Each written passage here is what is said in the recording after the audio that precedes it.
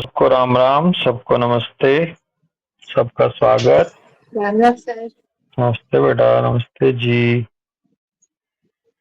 और आज बुधवार है 30 अप्रैल 2025 और जीएनएम पढ़ रहे हैं हम।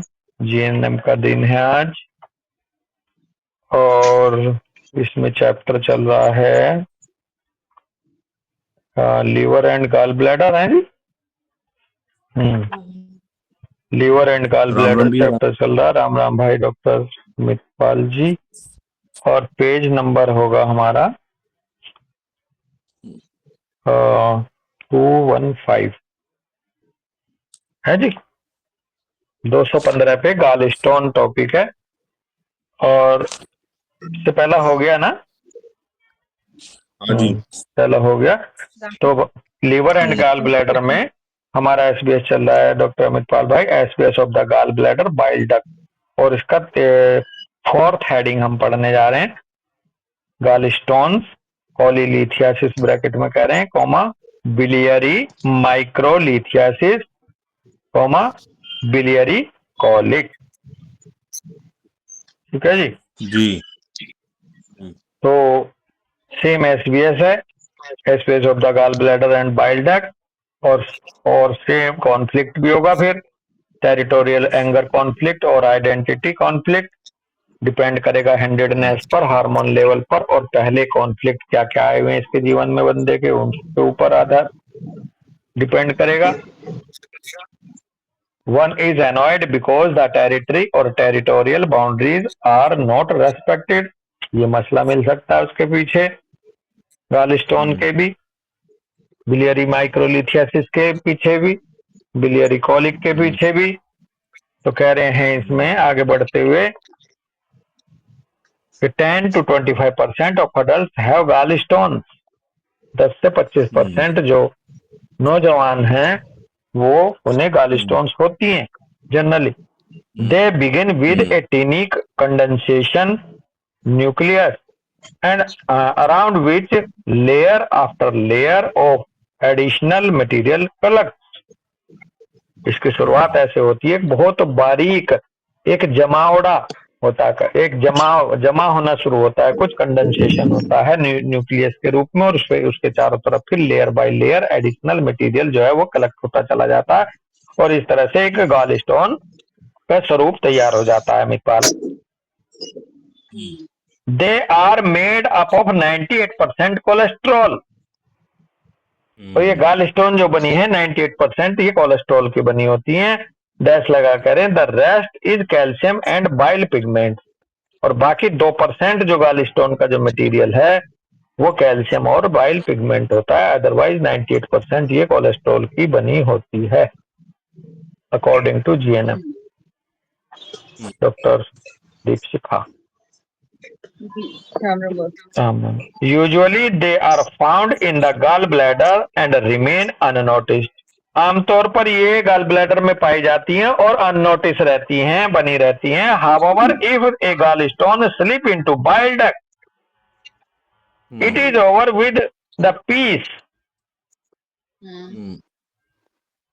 फिर अगर ये, हालांकि ये नोटिस रहती है गॉल ब्लैडर में, और यदि गॉल स्टोन ये स्लिप कर गई बाइल डक्ट में पीस के रूप, it is over with peace. Peace का मतलब शांति, सुकून है। अब उसका चैन खत्म, अब उसका चैन भंग हो जाता है, शांति भंग हो जाती है मरीज की जब ये बाइल डक्ट में आती है, और सीवियर पेन होता है, कोलिक होता है due to irritation of the sensitive epithelial mucous membrane. जो सेंसिटिव एपिथेलियल म्यूकस मेम्ब्रेन है, डॉक्टर संगमित्रा भी आ गई ना? नहीं, संगमित्रा नहीं शायद। तो सेंसिटिव एपिथेलियल मेम्ब्रेन के पर इरिटेशन होने की वजह से सीवियर पेन भी होगा। The damming causes A rise in the bilirubin level.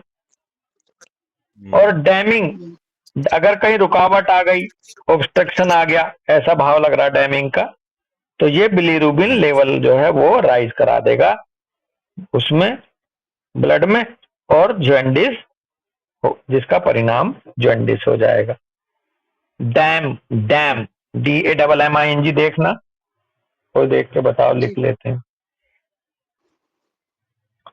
Damming causes, dam. बस डैमिंग का मीन है बांध जैसा, मतलब है बांध देना, या बांध जैसे पानी को हाँ रोक देता है तो हाँ, फिर वही ऑब्स्ट्रक्शन कॉज हाँ, करता है। ऑब्स्ट्रक्शन का ही भाव आ गया। अगर ऑब्स्ट्रक्टेड हो गई है बिलियरी डक्ट, बाइल डक्ट, हम्म, कॉमन बाइल डक्ट, तो फिर ये लेवल बढ़ जाएगा बिलीरुबिन का ब्लड में और जॉन्डिस हो जाएगा। फेस कह रहे हैं ये रिकरिंग कॉन्फ्लिक्ट से जुड़ी है फेस इसमें। A long period of conflict activity is followed by a scarred shrinking of the bile duct and oblique or gallbladder. Inflammation bracket में कह रहे हैं हीलिंग फेस में indicate that there is a more or less pronounced damming of bile flow which goes to reduced turnover of bile and then goes to move to thickening formation of condensation nucleus and then move into growth of a stone।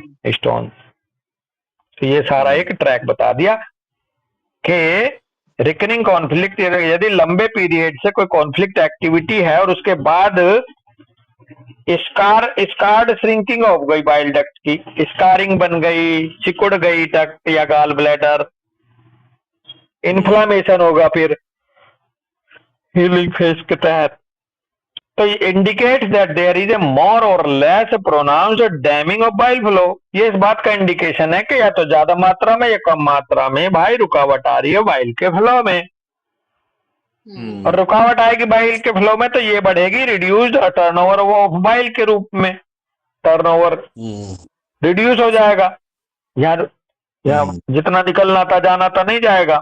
फिर ये बात बढ़ेगी thickening formation of condensation nucleus, ये फिर जमने लगेगी nucleus के रूप में, और फिर इस तरह से ग्रोथ ऑफ स्टोन्स हो जाएगी। ये एक तरह से इसका प्रोसेस बता दिया।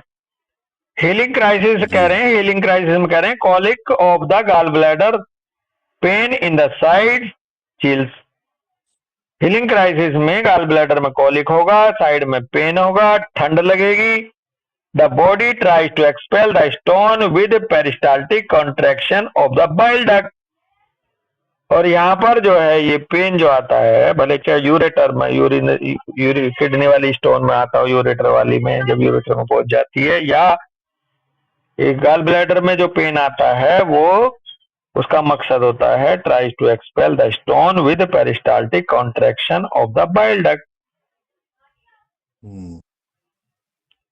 रिमार्क कह रहे हैं लो फैट फूड, ब्रैकेट में कह रहे हैं light products and foods without bitter testing compounds promote the formation of gallstone because the body respond by producing less bile, okay, which moves into, yeah, which goes to the bile thickens and then goes into formation of stones। लो जी एक टिप्पणी भी दे दी है bracket में, क्या कह रहे हैं comparison a river with low water leaves and trace behind. Low fat food अगर कोई बंदा ले रहा है, low fat foods, light products अगर कोई ले रहा है, and foods without bitter testing compounds. Bitter testing compounds कौन कौन से हो सकते हैं डॉक्टर दीपशिका, डॉक्टर अमित पाल भाई? बिटर टेस्टिंग कंपाउंड जैसे जो स्वाद में बिटर हो कसैले, ऐसे, कसैले, हाँ हाँ जी वही, जैसे कड़वा खीरा, करेला है, कड़वा या हाँ करेला, हाँ हाँ जी, और ओके कसैला लिख देता हूं। मतलब जो जो बहुत ही सॉफ्ट होते हैं, जो नहीं बिटर वो कड़वे जो बिटर हाँ, तो कड़वा कड़वे ही ना होता है। हो, जो कड़वे होते हैं तो बिटर टेस्टिंग होते हैं। तो जो बंदा लो फैट फूड ले रहा है और ऐसे फूड ले रहा है जो बिल्कुल सिंपल से हैं, जिनमें कोई कसैलापन नहीं है, जिनमें कोई एक्रेडिटी नहीं है, हम्म। मसाला कम ले रहा है ऐसे कह लो, हाँ। तो ये प्रमोट करते हैं फॉर्मेशन ऑफ गॉल स्टोन को। Because the body respond by producing bile less bile. क्यों? क्योंकि यहाँ पर बॉडी को बाइल की जरूरत ही नहीं है, हम्म। तो ये बॉडी को ले जाते हैं, body respond by producing less bile. और जब ऐसा होगा तो द बाइल अब आपको थिकन। अमित, बिटर टेस्ट में आपकी आती है नीम की पत्ती, आए है जितनी भी करेला, कड़वी चीजें होंगी। नीम, करेला, करेला, कॉफी, आंवला कह लो, है जी, कॉफी, कॉफी, कॉफी, डार्क हाँ, डार्क जो चॉकलेट, जितनी कॉफी होती है। बियर, ये है सब, beer, dark beer, chocolate, beer, coffee. हाँ जी, हाँ जी। तो ओके। ये सब खाने से गॉल स्टोन बढ़ेगा या कम होगा? हाँ, कम अब आ होगा, जाएगी, अब बात आ रही है बेटा, वही आ रही है। ऊपर टर्नओवर आया था, ऊपर एक वर्ड आया था टर्नओवर। भाई टर्नओवर है डिमांड एंड सप्लाई, और जब डिमांड एंड सप्लाई आती है मार्केट में तो कहते हैं फ्रेश माल मिलता है, क्योंकि जो सप्लाई आई डिमांड उससे भी ज्यादा थी तो चला गया। अब चूंकि यहाँ बाइल की डिमांड तो है नहीं, तो जो बना वो भी वहीं पड़ा है, जो बना वो भी यूज नहीं हो रहा। क्यों यूज नहीं हो रहा? क्योंकि ना तो बंदा बिटर टेस्ट वाली वो ले रहा है कोई फूड, और लो फैट फूड ले रहा है, तो डिमांड आ नहीं रही। तो जो बॉडी बना रही है डॉक्टर प्रीति जी थोड़ा बहुत, वो भी वहीं पड़ा है, जी। तो इसलिए बन रही है पथरी। हाँ, अगर वो जितना बने और उतना ही बॉडी की डिमांड हो जाए फैट को डाइजेस्ट करने में, कोई बिटर टेस्ट वाले फूड को के लिए उसकी डिमांड आ जाए, तो वहां क्यों रुकेगा? तो इसका मसला कुछ ऐसे आ रहा है घूम के। तो फिर कह रहे हैं द बाइल थिकन। अब जब ये यूज नहीं होगा, इसका टर्नओवर कम हो जाएगा, तो ये थिकन होने लगेगा वहां ठहर के, उससे फॉर्मेशन ऑफ स्टोन हो जाएगी। तो ये तो उल्टी बात निकली डॉक्टर दीपशिखा। बिल्कुल बिल्कुल बॉस, यही हम भी सोच रहे थे। और ये विशेष साइकिल जैसा भी एक हो जाएगा ना, एक बार ये स्टोन बन जाता है तो फिर कहते हैं कि फैट डाइजेशन, जैसे ये कोलेसिस्टेक्टमी कर देते हैं तो फिर फैट डाइट वैसे ही कम कर देते हैं। हाँ हाँ, लेकिन वो तो यार चलो कोलेसिस्टेक्टोमी कर दी तो अब वहां फिर वहां उसका इंडाइजेशन शुरू हो जाएगा, वहां फैट वैट इसलिए डाइजेस्ट नहीं होंगे। लेकिन यहाँ तो जो मान लो अभी गाल ब्लैडर भी था इंसान के शरीर में, सब कुछ जीवन सही चल रहा था, वो तब क्यों बनी? तब इसलिए बनी कि भाई तुमने ना बिल्कुल सादा कर दिया खाना, तुमने बिल्कुल फैट लेना बंद कर दिया, फैट फ्री, तुमने कोई फिर तो ये कसैले हो गया, है भैया अमित। तो जो लोग जिम वगैरह करते हैं तो वो बहुत ज्यादा इन चीजों को रोक देते हैं।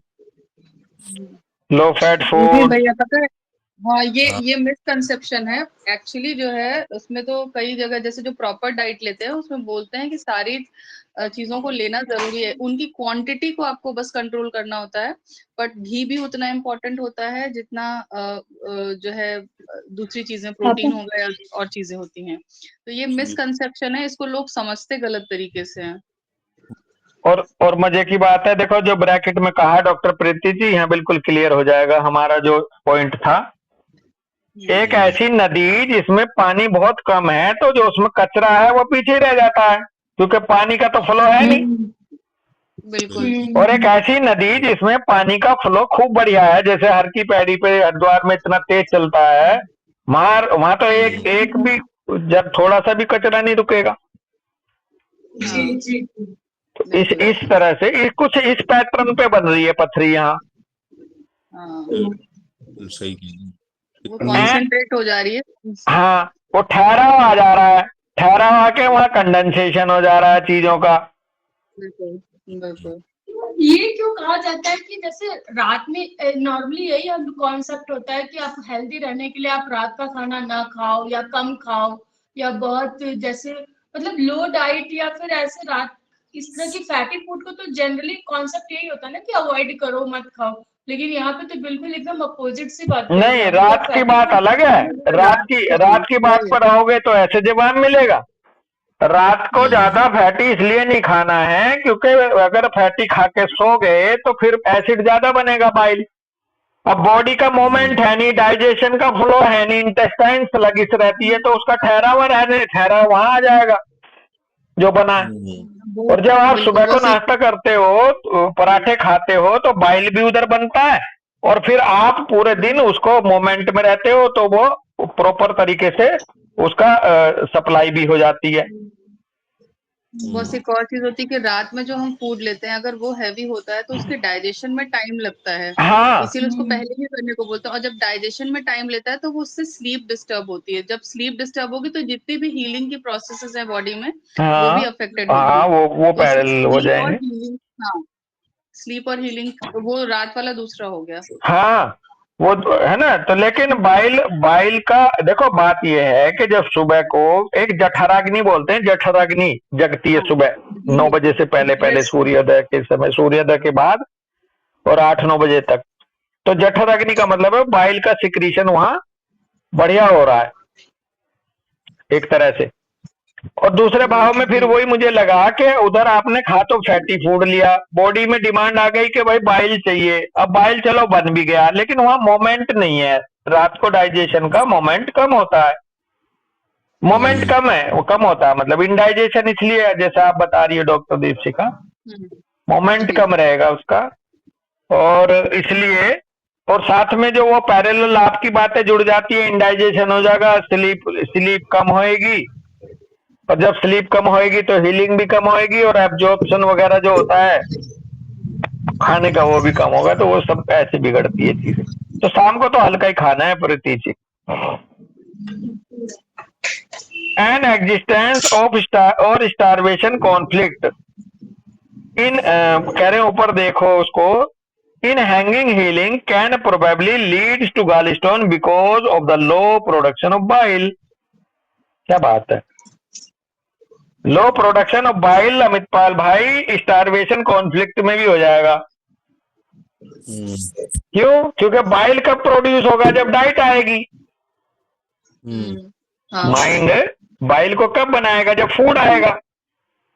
अब फूड तो आ नहीं रहा एग्जिस्टेंस या स्टारवेशन कॉन्फ्लिक्ट की वजह से, तो फिर और उधर फूड बाइल। आ नहीं रहा है, बस इसमें फूड आ नहीं रहा है या ऐसा होगा कि आ रहा है फिर भी वो उससे कम लग रहा है कि मैं अभी भी स्टार्व हाँ, कर बात रहा हूँ या मैं। बात वही है, दोनों भाव आ जाएंगे। जी साइकी में फूड अवेलेबल नहीं है, चाहे कम है, हाँ हाँ तभी तो स्टारवेशन में जाएंगे। या तो लिटरली जी ना मिल रहा हो, या फिर फिगरेटिवली उसे ऐसा लग रहा हो।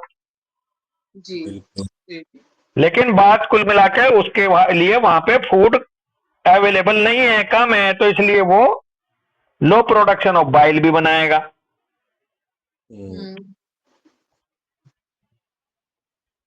आगे कह रहे हैं syndrome favours gallstones formation due to narrowed bile duct. Syndrome जो है भी यहाँ फेवर में चला जाता है गॉलस्टोन फॉर्मेशन के, क्योंकि इसकी सिंड्रोम की वजह से स्वेलिंग आ जाती है, डक्ट्स पे नैरोइंग हो जाती है बाइल डक्ट, तो उसकी वजह से फिर स्टेसिस हो जाती है बाइल की पीछे। अगर सिंड्रोम आ गया तो स्वेलिंग आएगी, और स्वेलिंग की वजह से बाइल डक्ट नैरो होएंगी, जिसकी वजह से बाइल पीछे फिर अटक गया, उसका मोमेंट फिर रुक गया। ब्रैकेट में कह रहे हैं this is most often seen in overweight people with high cholesterol level. और ये अक्सर मिलता है देखने को ओवरवेट पीपल में हाई कोलेस्ट्रॉल लेवल की वजह से बनता है ये, जहां पर ये सिंड्रोम की वजह से बना है। थेरेपी में कह रहे हैं determine the conflict and or track and if possible resolve them in real life so that the SBS comes to an end. Conflict resolve करो, गाइडिंग थॉट्स करो, lord give me the strength to change what I can change, the क्या serenity serenity, to accept calmness, accept what I cannot change and the wisdom to know the difference। मतलब aggression को कम करने के लिए यहाँ थोड़ा भाव है कि प्रभु ने मुझे चेंज होने की शक्ति दी है, मैं बदल सकता हूँ परिस्थिति के अनुसार, मैं चेंज कर सकता हूँ, मैं सेरेनिटी को एक्सेप्ट करता हूँ, शांत सुकून को, what I can not change, जिसे मैं चेंज नहीं कर सकता तो उसके प्रति मैं शांत रहने को स्वीकार करूंगा शांति रूप से। And the wisdom to know the difference, और मैं मुझे इतनी बुद्धि है जो मैं डिफरेंस कर सकता हूँ। कन्फ्यूशियस करके कुछ है, Confucius, हाँ। उन्होंने बस ऐसी कहा। कहावत है ना कि एक कि if you can not change it accept it, हाँ ऐसे कहावत है ना। बिल्कुल। एकार्ट टोले। अच्छा बस इसका कंप्लीट क्या होता है, थोड़ा रिपीट कर देंगे प्लीज। कौन सा बेटा? यही गॉल ब्लैडर स्टोन का मतलब सिचुएशन, कौन सी सिचुएशन को एक्सेप्ट करना होता है जिससे कि गॉल ब्लैडर स्टोन की। जो इसको अभी भैया ने बोला ना, बहुत अच्छी बात, वही बोल देता हूँ मैं। एकार्ट टोले साहब कहते हैं, या आपके सामने परिस्थिति आई, आपके पास तीन रास्ते हैं, या तो उसे एक्सेप्ट करो, या उसे चेंज करो, और या वहां से हट जाओ। जी। तो ऐसे बन जाओ हर परिस्थिति में। जो मेरे अनुकूल है मैं स्वीकार करती हूँ, जो मेरे अनुकूल नहीं है मैं उसे अपने अनुकूल बदलाव लाने की क्षमता रखती हूँ, और जिसे ना मैं बदल सकती और ना मैं स्वीकार कर सकती, तो मुझे उसको वहां से हट जाना होगा, वहां से मूव कर जाओ। तो तीन तरीके हैं जीवन के, यही गाइडिंग थॉट है, यही स्टोन में वो कह रहे ना, lords give me strength to change है बेटा। स्टोन के लिए कोई पर्टिकुलर परिस्थिति है जो एक्सेप्ट करनी है, कोई भी ऑकवर्ड परिस्थिति जिसे वो नहीं पसंद कर रहा उसको, मतलब उसके लिए नहीं, स्टोन को लेकर भी कह लो या पूरी लाइफ को लेकर के कह लो, बेसिकली स्टोन जो बनती है, जो अब तक इससे हमने भाव उठाया है, वो बनती है स्टैसिस की वजह से, अटकने की वजह से, ठहराव की वजह से।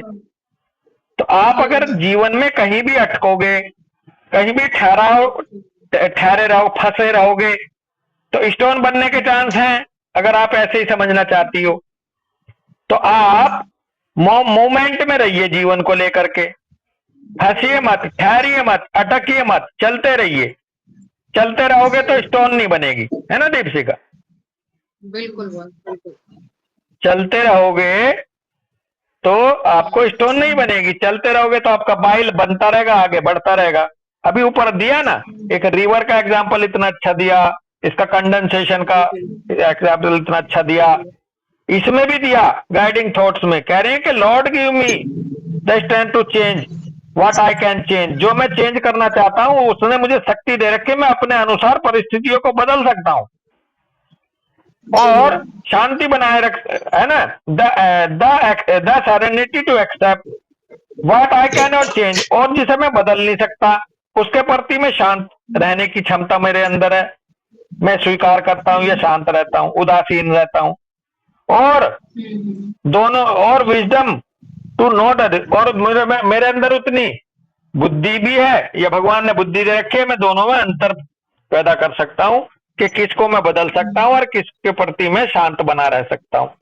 एकार्ट टोले साहब ने तीन वर्ड दिए हैं कि आइदर एक्सेप्ट इट और चेंज इट और गेट रिड ऑफ इट करके कुछ ऐसा है ना। मैं तीसरा वर्ड लीव इट होगा ना, बस लीव इट। लीव इट, हाँ ये आप पढ़ रहे हो, आपके पास भी है, या लीव इट, लीव। तो अब ऐसे ही हम अपने जीवन में कहते हैं कि भैया देख, तुझे जो अच्छा लग रहा है या तो तू इसे स्वीकार कर ले, और नहीं तो तू अपने हिसाब से कर ले, और ना तू अपने हिसाब से कर पा रहा, ना तू स्वीकार कर रहा, तो छोड़ दे। तो जीवन को ऐसे ही हार्मनी में रखा जा सकता है प्रीति जी। मैं छोड़ूंगा भी नहीं और चेंज भी नहीं करूंगा तो फंसेगा तो पथरी बनेगी। भाई पत्थर तो रास्ते में आ ही जाने हैं फिर। आगे कह रहे हैं liver cleansing according to Moritz stone resolution by lithosol mineral mixture से लीवर क्लींजिंग भी बताई है भाई लोगों ने। If necessary surgery or treatments to break up or dissolve the gallstone. Beware, सावधान रहे, जागरूक रहें, gallbladders are removed too often, bracket में कह रहे a nice well paid entry surgery, gallstone usually hardly disturb. सावधान रहें, gall bladder जो है बड़े आजकल अक्सर निकाले जा रहे हैं बहुत जल्दी जल्दी। ए nice well paid entry surgery, एक बहुत ही बेहतरीन वेल पेड और एंट्री सर्जरी की है। गॉल स्टोन यूजुअली पैसा कमाने का हाँ पैसा कमाने का आसान तरीका है ये। साधन है। और कह रहे हैं वैसे हार्डली डिस्टर्ब करती है जब तक ये उसमें ना आ जाए, बाइल डक्ट में ना आ जाए, है जी। बिल्कुल। तो ये था आपका गॉल स्टोन।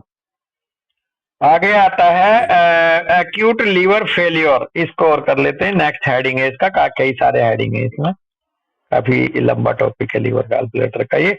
और एसबीएस के अंतर्गत इतने सारे हेडिंग है, इन सब में SBS of the gall bladder bile duct ही चल रहा है। तो एक्यूट लीवर फेलियर यानी कि hepatic coma, hepatic encephalopathy, same SBS है। कौन सा? SBS of the gall bladder bile duct, और कॉन्फ्लिक्ट भी सेम ही है फिर तो, क्योंकि अलग नहीं करके दे रखे। कॉन्फ्लिक्ट है टेरिटोरियल एंगर कॉन्फ्लिक्ट और आइडेंटिटी कॉन्फ्लिक्ट, डिपेंडेंट है हैंडेडनेस पे, हार्मोन लेवल पे और प्रीवियस कॉन्फ्लिक्ट पर। One is annoyed because the territory or territorial boundaries are not respected, इसलिए वो हमेशा दुख वो रहता है, गुस्से में भरा हुआ, नाराज, नाखुश। तो कह रहे हैं the symptoms range from an increased need for sleep to unconsciousness, comma, bracket में करें comma. The symptoms range from an increased need of sleep. Acute liver failure की या hepatic coma की जो एक वो बताई है स्टेट, कह रहे हैं इसके सिम्टम का जो दायरा है वो नींद की जरूरत ज्यादा पड़ने से लेकर के कोमा में जाने तक होता है। कोई इंसान को बहुत ज्यादा नींद आती है, स्लिपीनेस बनी रहती है, ठीक है जी। तो वहां से यानी कि एक स्लीपीनेस से, इंक्रीज नीड ऑफ स्लीप से लेकर के अनकॉन्शियसनेस तक ये इसका रेंज है एक्यूट लिवर फेलियर का या हिपैटिक एनसेफेलोपैथी का। According to conventional medicine, these symptoms indicate that the end is approaching insufficient detoxification. आगे क्या लिखा है ये, मेरे इसमें मिसप्रिंट हो रहा है। Unfortunately, the healing crisis is not known in conventional medicine. For then, one would realize that although the coma is बेटे फिर बताओ, coma is dangerous, it is part of अच्छा it is part of healing phase. तो कह रहे हैं conventional medicine के अनुसार जो सिम्टम्स हैं indicate that and is approaching, उन्हें लगता है कि अंत आ लिया अब है, indicate that and is approaching, bracket में कह रहे हैं इनसफिशिएंट डिटॉक्सिफिकेशन, यानी कि डिटॉक्सिफिकेशन नहीं हो रहा है। Unfortunately, the healing crisis is not known in conventional medicine. और healing crisis वो जान नहीं पा रहे हैं दुर्भाग्य से।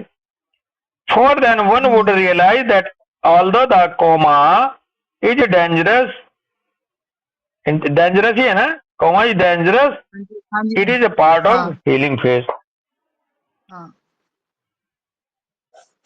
For then would realize, हाँ, यद्यपि ये जो कोमा है जो डेंजरस माना जा रहा है ये हीलिंग फेज का ही पार्ट है, वास्तव जी में तो, लेकिन वो जानते ही नहीं हीलिंग क्राइसिस क्या है, हीलिंग फेज 2 क्या है, हीलिंग फेज 1 क्या है।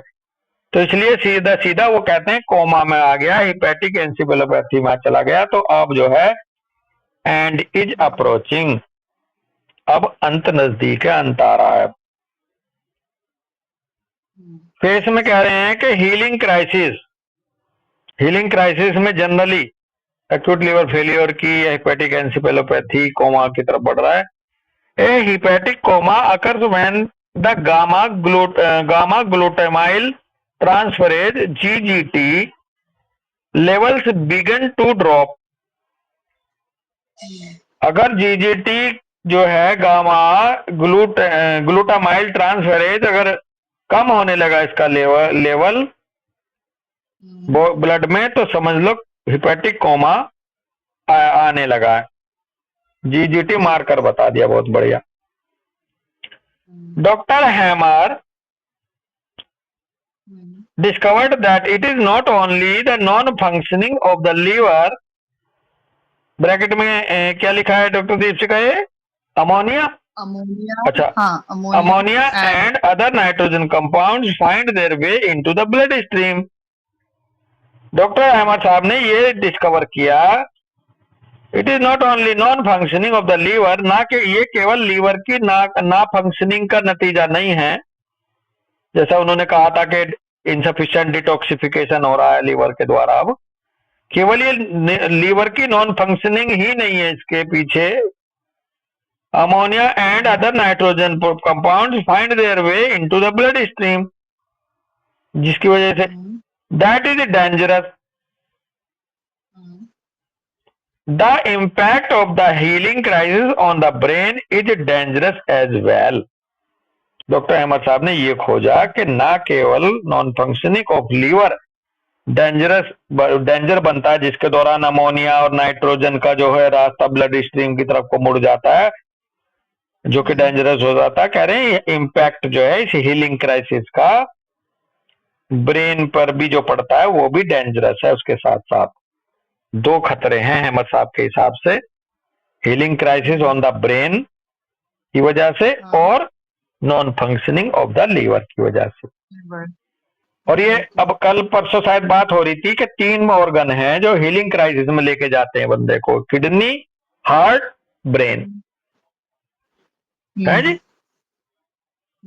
हीलिंग क्राइसिस खतरा बनती है 3 वाइटल ऑर्गन्स का, बहुत ज्यादा हो सकता लंग्स भी हो, और वैसे तो वाइटल ऑर्गन्स को भी ले सकते हो इस कथन के अंतर्गत, जितने जैसे लंग्स हो गया, किडनी, हार्ट, ब्रेन, जो वाइटल ऑर्गन्स हैं इनमें जो हीलिंग, क्योंकि इनके पास ना समय नहीं होता, अगर ये इनकी स्पाजम आया तो अगर जब तक वो स्पाजम जाके प्रॉपर सुचारू होएगी ब्लड सप्लाई जब तक, तब तक तो इंसान के पास समय नहीं रहता है ना दीपशिका।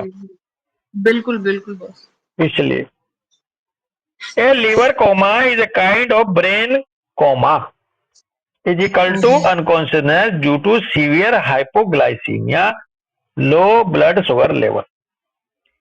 एक लीवर कोमा जो है बिल्कुल ब्रेन कोमा की तरह से उसको माना गया, इसमें भी अनकॉन्शियसनेस हो जाती है सीवियर हाइपोग्लाइसीमिया की वजह से, लो ब्लड शुगर लेवल की वजह से।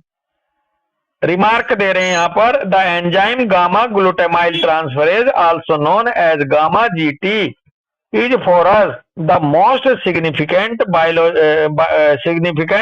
Laboratory value with regard to the bile duct value up to 40 units per liter for women and 70 units per liter for men are considered to be normal। ये जो gamma GT या gamma glutamyl transferase है हमारे लिए इसका बहुत ही महत्व है, लेबोरेटरी वैल्यू हमारे लिए बहुत मायने रखती हैं, क्योंकि इनका संबंध जुड़ा होता है बाइल डक्ट से, बाइल डक्ट से जुड़ा है, स्पाजम से जुड़ा है, हीलिंग क्राइसिस से जुड़ा है। इसका मतलब इसकी वैल्यू वोमेन के लिए 40 यूनिट्स पर लीटर होती है और मैन के लिए होती है 70 यूनिट्स पर litre normally. The critical phase begins when the gamma GT value already begins to rise. Critical phase शुरुआत हो जाती है इसकी जब गामा जीटी की वैल्यू ऑलरेडी बढ़ने लगती है। Sorry, at values of up to 400 the healing crisis normally proceeds without complication। Healing crisis के दौरान बढ़ता है ये, और जब हीलिंग क्राइसिस के दौरान बढ़ते बढ़ते 400 तक पहुंच जाता है तो अभी भी हीलिंग क्राइसिस आगे बढ़ जाएगी, बिना कॉम्प्लिकेशन दिए पास हो जाएगी। 400 to 800 तक अगर ये बढ़ता है तो it becomes problematic. At such high levels there is almost always a syndrome. 400 से 800 अगर कहीं आपको लेबोरेटरी में दिख रहा है गामा जीटी, तो भाई ये प्रॉब्लमैटिक है, अब बंदा कोमा में जा सकता है। और इस हाई लेवल पर ये जो है सिंड्रोम हमेशा मिलेगा इसके साथ। क्यों? क्योंकि सिंड्रोम की वजह से बाइल डक्ट जो है वो स्वेल अप हो जाएंगी, और स्वेल अप होने की वजह से वो बहुत देर समय तक वो खुलेंगी नहीं। या कोई भी वेसल, कोई भी डक्ट अगर सिंड्रोम से जुड़ गई तो वो आया और गया स्पाजम नहीं होगा, वो ठहरेगा स्वेलिंग की वजह से, उसकी नैरोइंग ठहरेगी। वो नैरोइंग केवल स्पाज्मोडिकली नहीं होगी कॉन्ट्रैक्शन की वजह से। और जहां सिंड्रोम नहीं है वहां जैसे अपना देखते हैं ना, अस्थमा के पेशेंट जैसे ही इनहेलर लेते हैं तो तुरंत सांस खुल जाता है, दीपशिका। हाँ, जैसे नर्व इन्वॉल्वमेंट। हाँ, तो बेसिकली सिंड्रोम का मतलब यहाँ एक्युमुलेशन ऑफ फ्लूइड से जोड़ोगे तब समझ में आने वाली है। पीछे से पढ़ते आ रहे हैं ना हम केसीटी। और जब फ्लूइड का एक्युमुलेशन हो गया तो वो फ्लूइड एकदम थोड़े ना छू हो जाएगा, बिल्कुल, इसलिए ठहरेगा और वह नैरोइंग बनी रहेगी। और नैरोइंग की वजह से ब्लड सप्लाई कम हो, ब्रेन को होगी नहीं। अगर ब्रेन जैसी बात है वहां हिपोग्लाइसीमिया हो जाएगा, उसकी वजह से बंदा कोमा में चला जाएगा, और वहां फिर ये विशेष साइकिल फिर बनेगा। डॉक्टर दीपशिका, ब्रेन ऑर्डर देता और वही हो गया सुन्न। जी,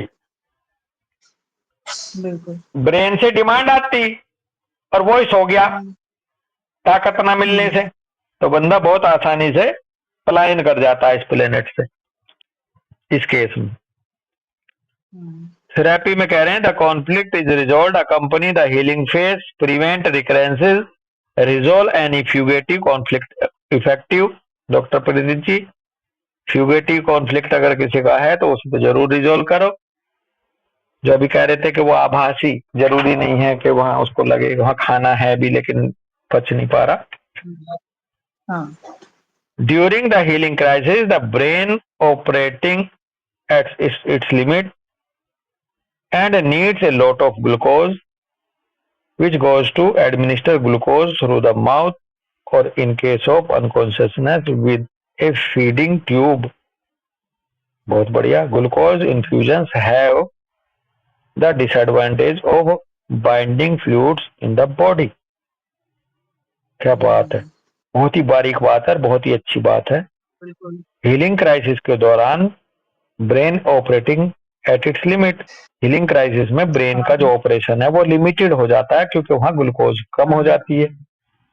एंड नीड ए लॉट, और जरूरत पड़ती है वहां पर फिर ग्लूकोज की ज्यादा। जबकि तो यहाँ पर उन्होंने कहा कि यहाँ पे आप उसको जब ग्लूकोज दोगे तो या तो मुंह से दो, अगर कोमा में अभी नहीं गया है तो, और यदि बंदा कोमा में चला गया और अनकॉन्शियस हो गया तो वहां पे उसे फीडिंग दो ट्यूब के माध्यम से। लेकिन कभी भी ग्लूकोज का इन्फ्यूजन मत करना। बिल्कुल। क्यों? क्योंकि ये binding fluid in the body, अगर ग्लूकोज का इन्फ्यूजन करोगे तो बॉडी के अंदर फ्लूइड का एक्युमुलेशन बढ़ जाएगा। फिर वो केसीटी को और फिर वो सिंड्रोम बन जाएगा। फिर वो टेम्परेरी आर्टिफिशियल केसी वो बन जाएगा सिंड्रोम। केसीटी ना भी इन्वॉल्व होएगी दीपशिका तो ये इन्फ्यूजन सिंड्रोम बना देगा टेम्परेरीली। तो यहाँ पर ये सावधानी दी गई है खास करके। ओके, तो ये जो कोमा में लोग होते हैं इनको तो फिर ग्लूकोज इन्फ्यूजन नहीं होना चाहिए भाई, बिल्कुल। इनको तो रॉयल ट्यूब ही डालनी चाहिए।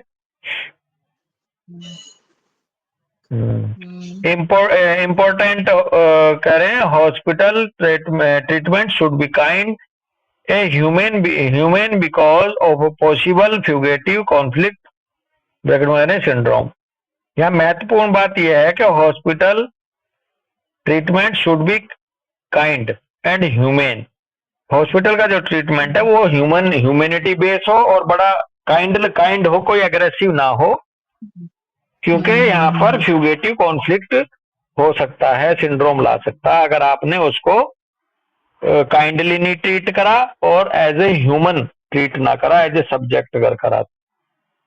एक तरह से अगर उसको लगा कि यहाँ मतलब उसको सूदिंग नहीं लगा मरीज को, तो वहां वो फ्यूगेटिव उसमें जाकर के फिर वो सिंड्रोम में जा सकता है, उसकी स्वेलिंग आ सकती है।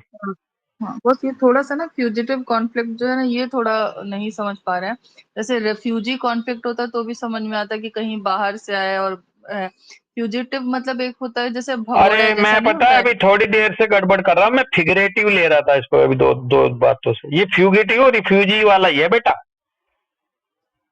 अगर आप उसको काइंडली रूडली करोगे, ह्यूमन की तरह ट्रीट नहीं करोगे, जानवर की तरह करोगे, तो वो उसमें चले जाएगा फोरसेकन फीलिंग में, या है ना रिफ्यूजी कि मुझे यहाँ कहाँ लाके डाल दिया, मेरा कोई अपना नहीं। वही रिफ्यूजी से तो हम इसको रिलेट कर पा रहे हैं, पर फ्यूजिटिव ना जैसे जो भगोड़े लोग होते हैं ना उनको बोलते हैं। जो देखो बात समझो, रिफ्यूजी जब आता है जब आपको वापस ले लिया गया कहीं ना कहीं, तब आपको री है ना, रीफ्यूगेशन, रीफ्यूगेशन, या फिर कहो कि आप दोबारा तिरस्कार कर दिया गया हो, आपका दोबारा देश निकाला कर दिया गया हो, वो रिफ्यूजी हो सकता है, रिफ्यूज। और री का मतलब रिस्टोरेशन भी हो सकता है। रिफ्यूजी शायद ये होगा कि वो वहां से भी निकाले और फिर वहां से भी निकाले। देख लो, गूगल पे डालो फ्यूगेटिव, FUGITIV। लेकिन मैं तो यहाँ आपने बड़ा अच्छा करेक्ट कर दिया, मैं तो इसको फिगरेटिव और फ्यूगिटिव को मिक्स कर गया था थोड़ी देर पहले जब मैंने प्रीति जी का नाम लिया था। फ्यूजिटिव का मतलब भगोड़ा ही होता है, हिंदी में भगोड़ा है। हाँ, फ्यूजिटिव भगोड़ा ही को बोलते हैं। और रेफ्यूजी अलग होता है बस ना, वही तभी तुम कह रहे हैं ना कि हम इसको रेफ्यूजी से कॉन्फ्लिक्ट से तो रिलेट कर पा रहे, पर फ्यूजिटिव किस मतलब से बोल रहा है हम वो नहीं। अरे फ्यूगिटिव रिफ्यूजी में जाएगा। रिफ्यूजी का क्या मतलब है?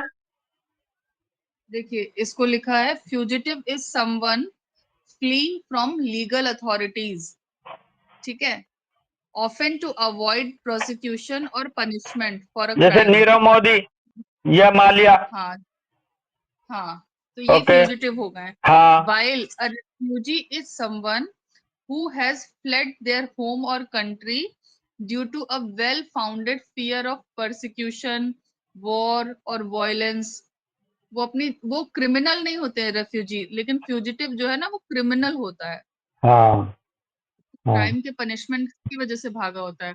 और रेफ्यूजी अपने खाने पीने या जान बचाने के लिए रिफ्यूजी ज्यादा चोट खाया हुआ है। रिफ्यूजी का जो एग्जिस्टेंस है वो फ्यूगिटिव से ज्यादा खतरे में है, क्योंकि फ्यूगिटिव तो जाके लंदन में रह ले रहे हैं, और रिफ्यूजी रहे तो कहाँ रहे, कोई रखने के लिए तैयार नहीं। तो आप बिल्कुल सही पकड़े हो बात को, है भैया। रिफ्यूजी शरणार्थी जो शरण में आ जाते हैं वो लोग किसी की भी।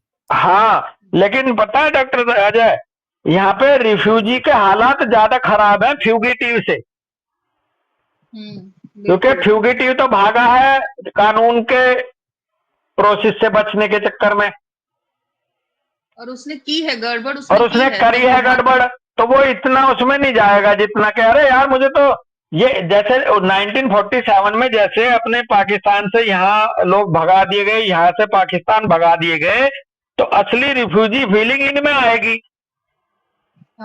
ना कि नीरव मोदी या विजय माल्या में या ललित मोदी में आएगी। समझ रहे डॉक्टर अजय भाई? और इसलिए रिफ्यूजी में केसीटी ज्यादा इन्वॉल्व होगा, बहुत ज्यादा।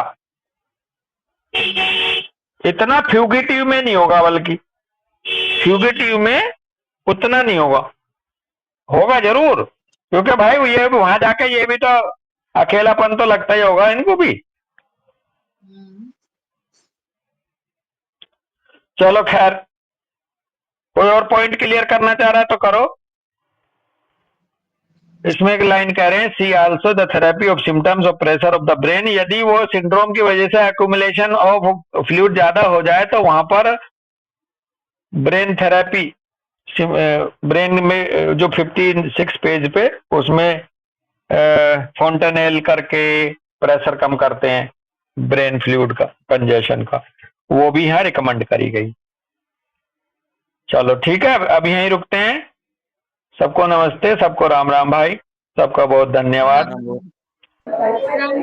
राम राम राम राम भाई, राम राम जी, राम राम बेटा, राम राम सर। राम राम।